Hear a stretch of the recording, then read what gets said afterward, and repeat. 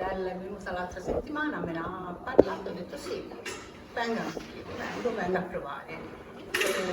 Quindi un saluto a tutti e a tutte. Che cosa faccio?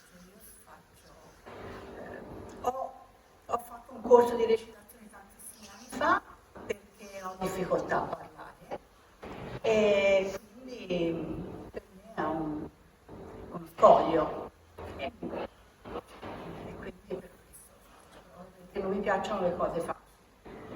Nella vita ora sono in pensione, sono una nonna che ho 7 nipoti, 2 figli. Mi piace ballare, ballo caraibici e tango argentino da diversi anni. Anche qui con Gabriele. E poi pensavo mi piace viaggiare, mi piace dipingere e mi piacciono tutte le cose nuove. E stop, brava!